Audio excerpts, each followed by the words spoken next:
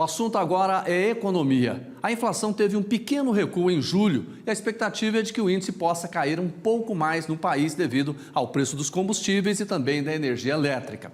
A esperança também é que essa queda possa chegar nos alimentos e nos produtos da cesta básica. Vamos falar sobre esse assunto com o professor Marcelo Luiz Curado, do Departamento de Economia da Universidade Federal do Paraná. Ele fala ao vivo com a gente, direto de Curitiba. Professor, boa noite ao senhor. Boa noite, boa noite. Boa noite a Seja todos. bem-vindo ao Jornal Brasil hoje. O que a gente pode esperar da inflação nos próximos meses? A tendência da inflação até o final do ano é uma tendência de queda. Os piores momentos de inflação já foram encontrados, né?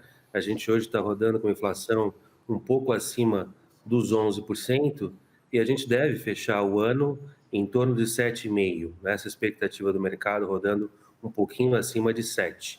Isso por conta aí dos efeitos, né, da queda do preço do combustível, especialmente, mas também de alguns outros produtos que também se espera uma estabilização de preço nos próximos meses. Professor, nós tivemos uma queda no preço da gasolina e também do etanol. O diesel a queda foi muito pequena. Isso pode refletir também, por exemplo, o preço dos alimentos?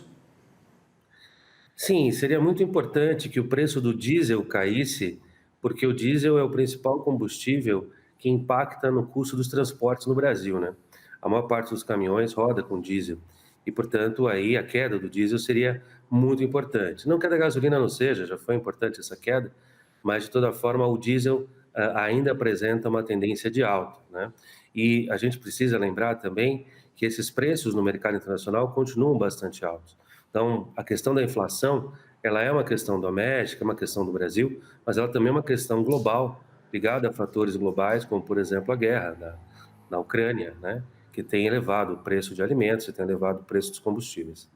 Professor, tem muita gente perguntando, né? E uma dúvida que a gente tem: por que o preço do óleo diesel também não caiu um pouco mais?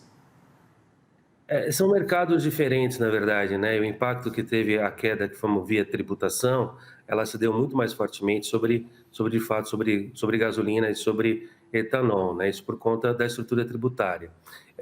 Agora, essa queda que a gente observa, ela foi fruto de uma redução de impostos que ela é apenas um paliativo, né? Ela é temporária, para que o preço, tanto do diesel, quanto da gasolina, quanto do etanol, caiam de forma significativa, é preciso que tenha uma série de mudanças na tendência internacional. E os preços no mercado internacional, embora ainda estejam altos, há uma tendência de manutenção desses preços numa perspectiva ainda bastante elevada.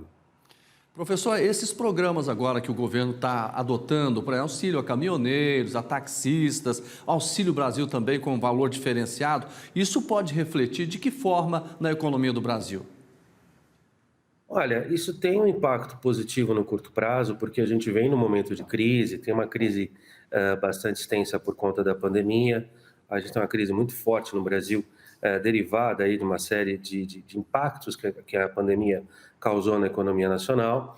Então, de toda forma, políticas nesse sentido, de transferência de renda, políticas que visem aumentar a renda da população, elas são bem-vindas. Agora, a médio prazo, a gente só consegue, de fato, uma estabilidade e uma melhora nas condições de vida da população com o aumento do emprego, né? Sem aumento do Entendi. emprego, de fato, a gente fica apenas com paliativo. Agora, é um paliativo bem-vindo, né? O aumento do valor do Auxílio Brasil de R$ 400 para R$ 600, ele de fato ajuda, né, a população mais pobre, aquela população mais carente. O auxílio a algumas categorias específicas que sofreram muito com o aumento do preço dos combustíveis, também é uma forma de injetar renda, de injetar um pouco de valor na economia e permitir uma recuperação, ainda que uma recuperação mais reduzida, né? Se a gente fosse Professor, comparar com um crescimento mais saudável, se fosse via emprego, né? muito obrigado, boa noite ao senhor. Obrigado, eu que agradeço.